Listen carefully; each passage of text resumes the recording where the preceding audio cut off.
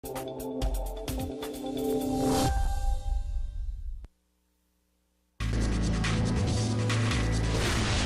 muito longe de podermos não apenas ser alegres ou felizes com a situação, mas nós somos muito ainda sofridas com a situação que vivemos nós mulheres.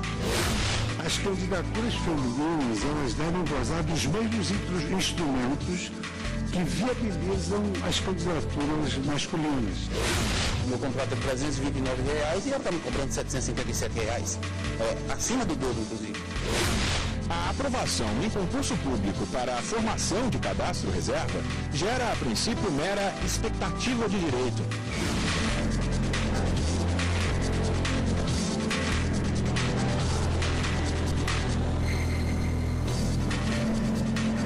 Olá, boa noite para você.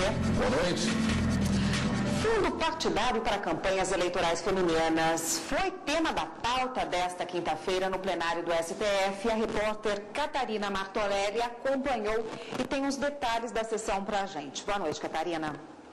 Oi, boa noite, Érica. Boa noite para todo mundo. Olha só, realmente essa ação direta de inconstitucionalidade foi o único tema discutido hoje. Uma ação que questiona essa delimitação do percentual mínimo e máximo de recursos do fundo partidário para se aplicar em campanhas eleitorais femininas. Houve uma longa discussão por se tratar de uma questão de gênero, né? E logo no início a ministra Carmen Lúcia disse que trataria primeiro dessa questão na tarde de hoje pelo ineditismo da matéria. Vamos ver então como é que foi a sessão.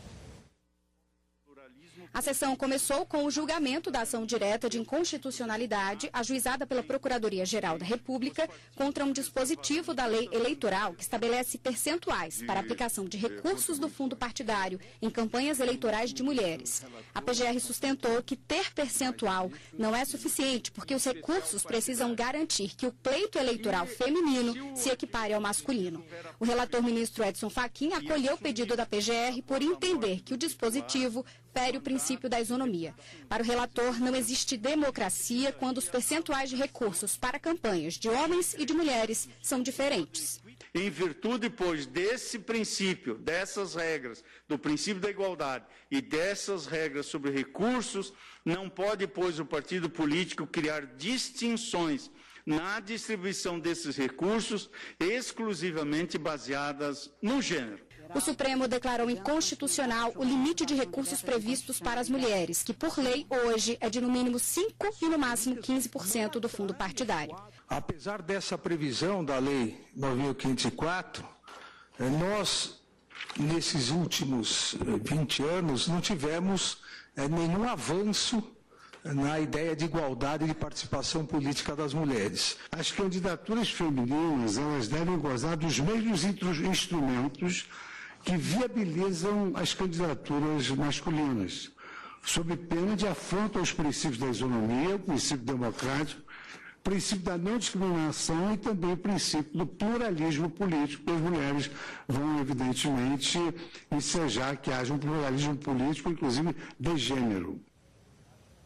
Bom, depois do intervalo, a votação continuou. 3 ministros divergiram parcialmente do relator. Foram eles os ministros Marco Aurélio, Ricardo Lewandowski e Gilmar Mendes. Mesmo assim, por maioria, o Supremo decidiu pela procedência da ação.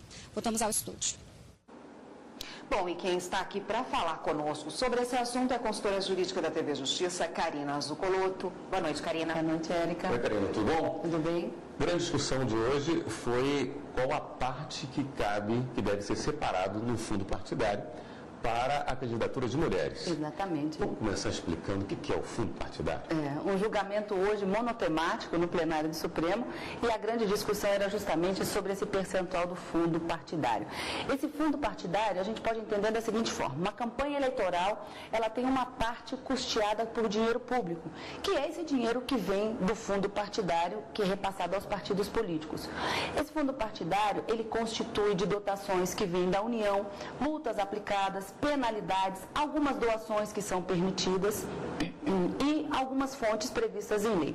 Nada mais é o fundo partidário do que uma forma de assistência financeira dada àqueles partidos políticos que estão devidamente registrados junto ao Tribunal Superior Eleitoral e que estão em dia com a sua prestação de contas junto à Justiça Eleitoral.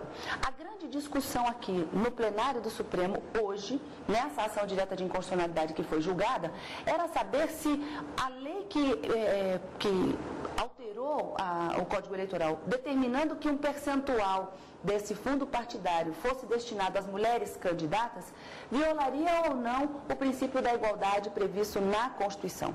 Para o Procurador-Geral da República, que propôs a ação, haveria uma incompatibilidade com o texto da Constituição, estabelecer um percentual mínimo de 5% e máximo de 15% para o repasse desse fundo partidário para a candidatura, para que pudesse financiar a candidatura das mulheres, já que a legislação não prevê um percentual mínimo e máximo para a candidatura dos homens. Então, por que haver esse tratamento diferenciado? E nesse sentido foi que os ministros, por maioria, acabaram entendendo pertinentes os argumentos trazidos pelo Procurador-Geral da República e acabaram julgando procedente essa ação direta de inconstitucionalidade julgada na tarde desta quinta-feira. Ok, Karina. Obrigado pela sua presença aqui no Jornal de Justiça. Eu que agradeço. Obrigada. O Tribunal Superior Eleitoral realizou sessão plenária hoje. O presidente do TSE fez uma homenagem à vereadora Marielle Franco, assassinada ontem no Rio de Janeiro. Logo na abertura da sessão, o presidente do TSE, ministro Luiz Fux, manifestou profundo pesar pela morte da vereadora Marielle Franco, assassinada ontem à noite no Rio de Janeiro. O ministro disse estar chocado que nos dias de hoje ainda tentem calar a voz política com atitudes como o assassinato de Marielle. Uma perda por motivos que se anulam pela bastardia da própria origem. Em nome de todos os colegas, peço a licença para enviar a todas as pessoas que lutaram e continuaram lutando, como ela, por um Brasil melhor, sem desigualdades e diferenças, um Brasil mais justo, o nosso recolhimento e o nosso abraço sentido e sofrido. Ao falar pelos advogados, Maria Cláudia Buchianeri lembrou que a vereadora era uma forte defensora das mulheres e dos direitos humanos. Queremos nos associar às palavras de Vossa Excelência. Hoje é um dia em que nós, mulheres, estamos todas enlutadas. Marielle era uma vereadora combativa, defensora dos direitos humanos, feminista, ativa, defensora da causa de todas nós. Hoje, tombamos todas as mulheres ao lado de Marielle, na certeza de que sua voz continuará ecoando entre nós. Ainda hoje de manhã, o plenário julgou o recurso do Partido Trabalhista Nacional, PTN, contra a decisão anterior do próprio TSE, que desaprovou a prestação de contas do partido referente a 2011. Os ministros mantiveram a desaprovação, mas diminuíram a suspensão dos repasses das cotas do fundo partidário. Voto no sentido de dar parcial provimento ao agravo regimental, a fim de, mantida a desaprovação das contas, aplicar a penalidade de desconto do valor de R$ 310.116,22, valor a ser descontado ao longo de 2 meses.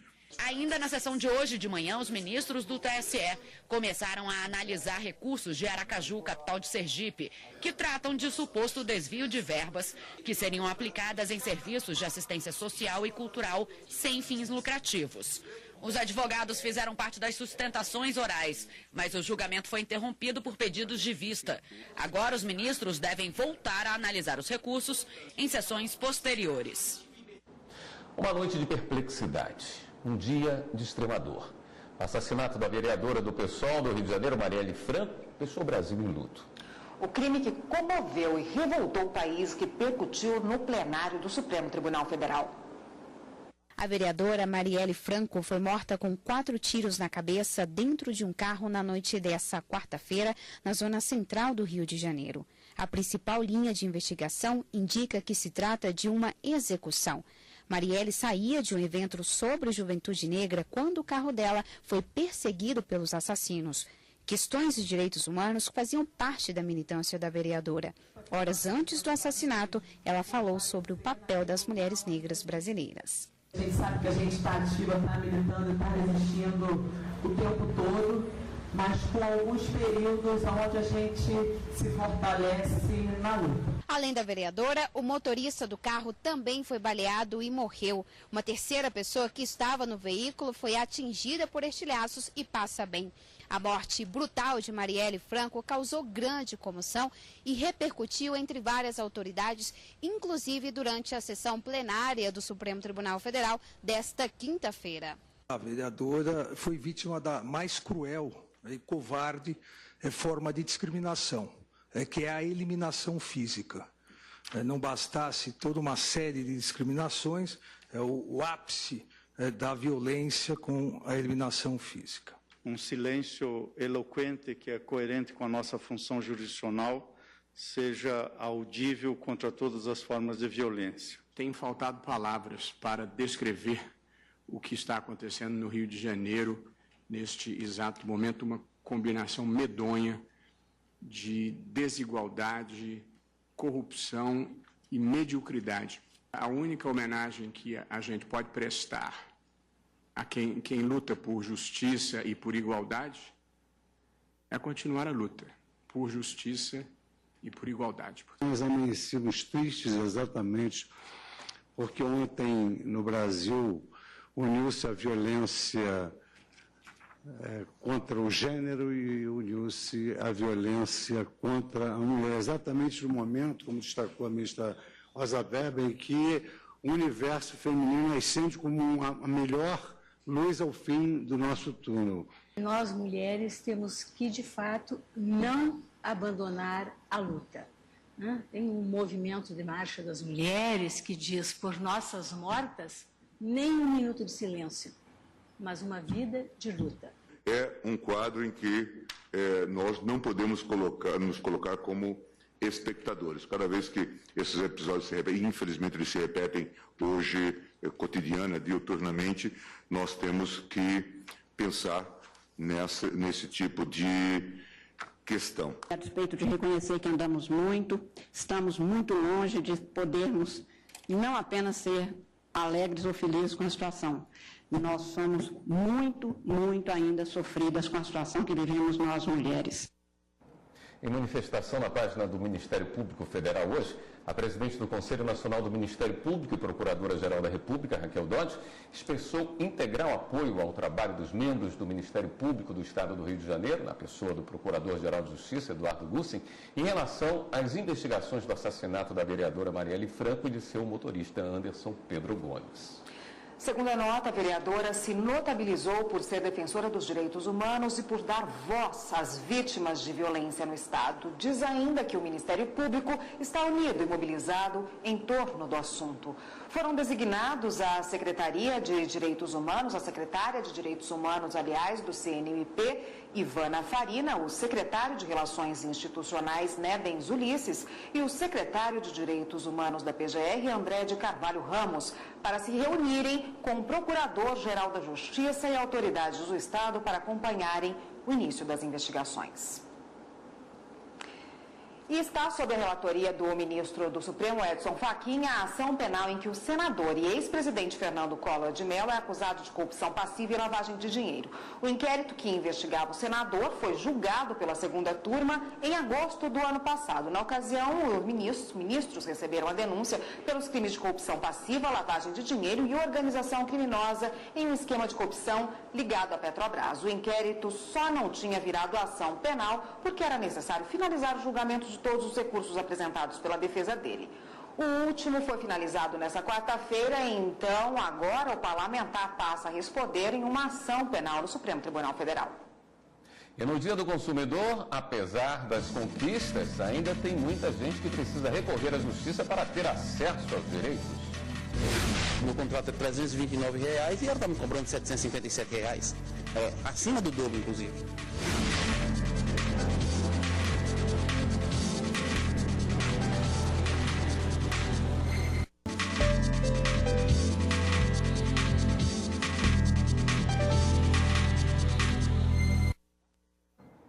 Hoje é o Dia Mundial dos Direitos do Consumidor. A relação de consumo mudou muito. Mas ainda há quem tenha que recorrer à justiça para assegurar os seus direitos. Pois é, na lista negra das reclamações, um novo item aparece. São os casos de água, energia, gás.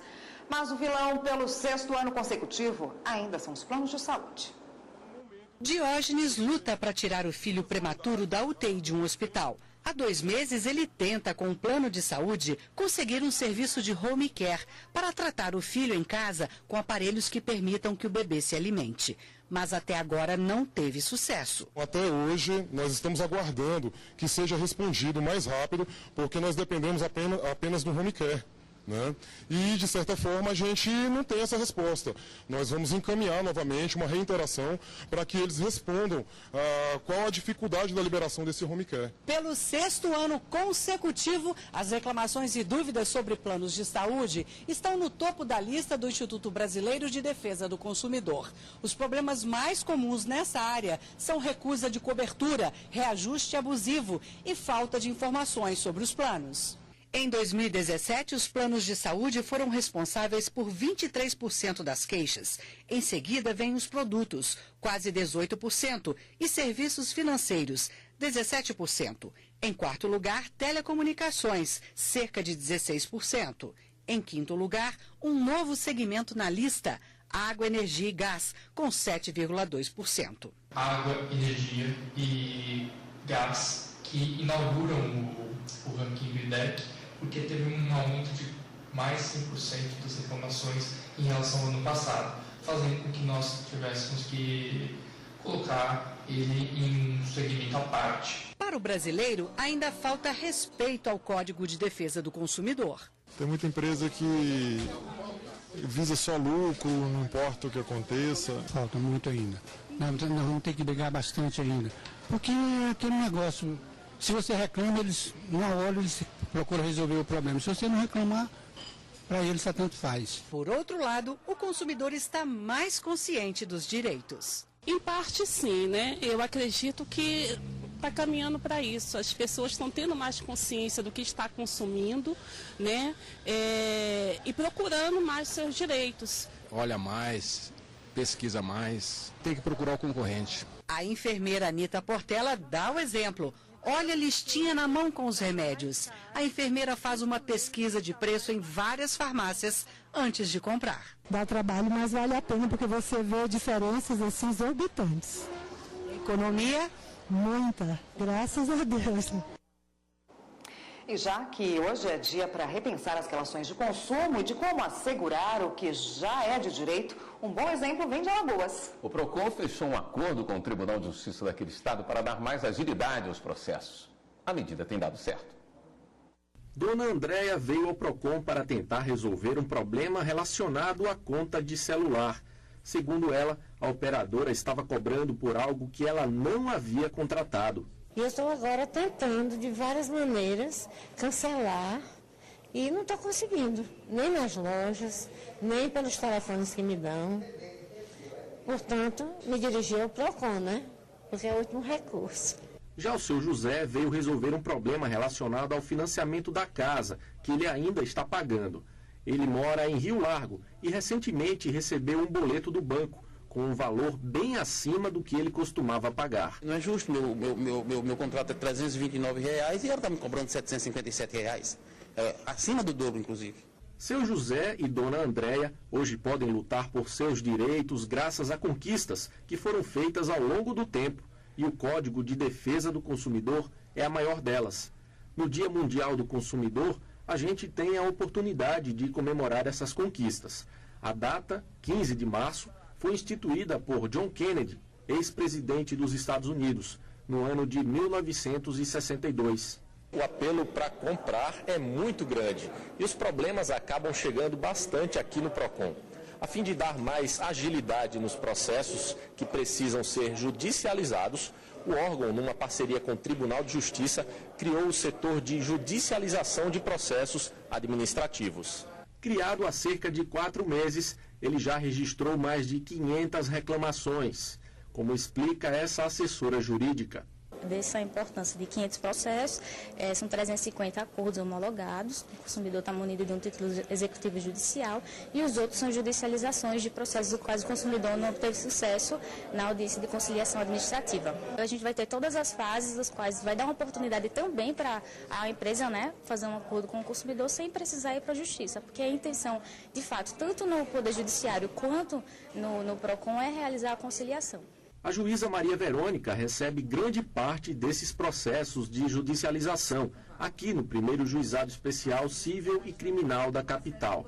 Ela lembra quais são os problemas mais comuns. Compras pela internet, compras nos locais físicos, compra de passagem aérea, compra de pacote, compras em geral. Né? Geralmente são esses os casos que mais nos aparecem. Mas existem também outras relações de consumo, plano de saúde. Tem uma série de problemas, telefonia, água, luz, telefone, né, que são os serviços essenciais. O Link CNJ desta semana vai mostrar o balanço do programa Justiça pela Paz em Casa. Tribunais de todo o país aderiram ao programa e organizaram um esforço concentrado para julgar casos de violência doméstica e familiar contra mulheres. Você vai ver também o Tribunal Regional Federal da Primeira Região, com sede em Brasília, criou uma secretaria para dar mais eficiência à tramitação de processos. E ainda, uma entrevista especial com Elaine Bianchi, presidente do Tribunal de Justiça de Roraima. Ela fala das consequências da crise venezuelana na fronteira com o Brasil. O Link CNJ vai ao ar hoje, às 9h30 da noite, aqui na TV Justiça. E ainda hoje, candidata aprovada em cadastro reserva tentou, mas não conseguiu ser convocada em concurso. Para os ministros do Tribunal Superior do Trabalho, a aprovação em concurso público para a formação de cadastro reserva gera, a princípio, mera expectativa de direito.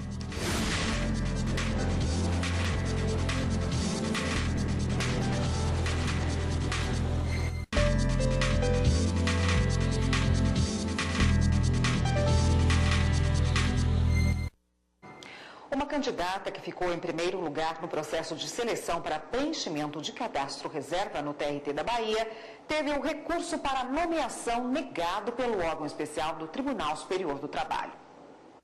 Há 6 meses, a rotina de Elisângela é assim. Horas e horas debruçadas sobre livros e apostilas. Eu estudo 4 horas por dia, todos os dias de segunda a sexta. Aí no sábado eu estudo 6 horas por dia. O domingo, geralmente, eu não estudo. Eu deixo, assim, quando está mais próximo ao concurso, para fazer uma revisão no domingo. Ela já é servidora do Judiciário, mas estabeleceu como meta passar em um concurso público do Legislativo. Meu foco é o Poder Legislativo, Câmara e Senado. Esse é o meu foco a longo prazo. A curto prazo eu estou fazendo no Judiciário. Eu já sou do Judiciário como técnico e quero ser analista. Só na sala de aula onde ela estuda são 180 alunos. A maioria vai tentar o concurso do Superior Tribunal de Justiça no próximo mês. E olha que não tem vaga prevista não. É tudo cadastro reserva mesmo. Questão de honra. Questão de honra agora, STJ. Mesmo sendo cadastro reserva? Mesmo sendo cadastro reserva, porque há a possibilidade, está no edital, que há a possibilidade de outros tribunais utilizarem a lista dos aprovados. Então, pode ser que o STF, o CNJ, o TST, algum tribunal queira aproveitar a lista do STJ. Então, isso motiva mais ainda as pessoas a estudarem e a buscar o cargo. A possibilidade de nomeação existe, mas não há nada garantido. Para os ministros do Tribunal Superior do Trabalho, a aprovação em concurso público para a formação de cadastro reserva gera, a princípio, mera expectativa de direito. Não há, portanto, a obrigação de o aprovado ser nomeado para a vaga. Este advogado, no entanto, afirma que a expectativa de nomeação pode se tornar um direito se for identificada alguma irregularidade, como a nomeação de um candidato fora da ordem de classificação, ou ainda a contratação de algum trabalhador para desempenhar a mesma função que deveria ser exercida por um servidor. É como se fosse uma inobservância à ordem classificatória do certame, ou então uma contratação precária, que é uma contratação de terceirizados, por exemplo, para prestar as mesmas atividades que estão previstas no edital. Uma candidata aprovada em primeiro lugar para cadastro reserva em concurso realizado pelo Tribunal Regional do Trabalho da Bahia recorreu à Justiça para ser nomeada. O caso foi julgado administrativamente pela Justiça Trabalhista por se tratar de um concurso da própria Justiça do Trabalho. Após ter o pedido negado pelo TRT, ela entrou com mandado de segurança no TST. No órgão especial, os ministros observaram que a concessão de mandado de segurança depende da demonstração de ato ilegal ou abusivo e do direito líquido e certo de quem entrou com a ação, o que, segundo os ministros, não é o caso. Por unanimidade, o órgão especial negou o provimento ao recurso da candidata. Ficou, então, mantida a decisão do TRT da Bahia de que a nomeação para cadastro reserva só é obrigatória quando, ainda na vigência do concurso, ficar comprovada a contratação irregular de trabalhadores para desempenhar as mesmas atribuições do cargo previsto no edital, ou quando a ordem de classificação não for respeitada. Os ministros do Superior Tribunal de Justiça foram homenageados pelo cumprimento das metas nacionais do Poder Judiciário que foram fixadas pelo Conselho Nacional de Justiça em 2017. A presidente da Corte, ministra Laurita Vaz, abriu o evento destacando os bons resultados do tribunal com a redução em 11% no acervo de processos. Nós conseguimos uma diminuição de 11% do acervo de processos. Resultado nunca antes alcançado pelo tribunal. Daí a importância de dar agora para todos os ministros essa notícia. O STJ também obteve avanços em todas as áreas temáticas das 5 metas com as quais se comprometeu. O troféu entregue é composto por 5 cubos, em referência às 5 metas fixadas pelo CNJ.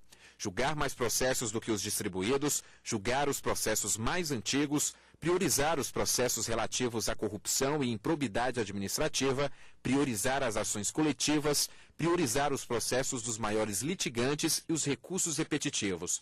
Os ministros receberam o troféu por terem atingido parcial ou integralmente as metas. A minha equipe, em um ano, nós conseguimos baixar 11 mil processos. Então, é um momento de extrema alegria e confraternização importantíssima para todos nós. Sou muito agradecida a todos. É uma equipe muito imbuída em atender os objetivos da justiça. O mais importante é que quem lucra com isso é o cidadão, já que nós estamos tendo uma prestação jurisdicional mais efetiva e com maior qualidade. Os ministros também destacaram a importância da homenagem e do trabalho em equipe. Um evento como esse serve para incentivar a nós todos, servidores que somos, né?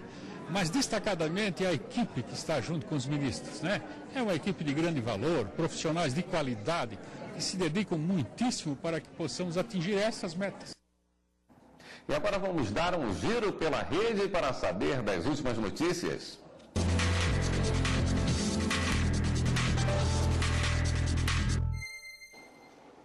Quem está na redação do Jornal da Justiça hoje e vai nos atualizar das últimas notícias é a repórter Viviane Novaes. Boa noite, Viviane. Boa noite, Érica. Boa noite, William. Boa noite a todos. Olha, a Procuradora-Geral da República, Raquel Dodge, denunciou o deputado federal Betinho Gomes, do PSDB de Pernambuco, por omissão na prestação de contas eleitorais. Ele é acusado de não declarar à Justiça Eleitoral um empréstimo de R$365 mil para a campanha a deputado estadual dele em 2010. E 4 pessoas foram presas e 7 mandados de busca e apreensão foram cumpridos numa operação da Polícia Federal e do INSS em Caxias do Sul, no Rio Grande do Sul.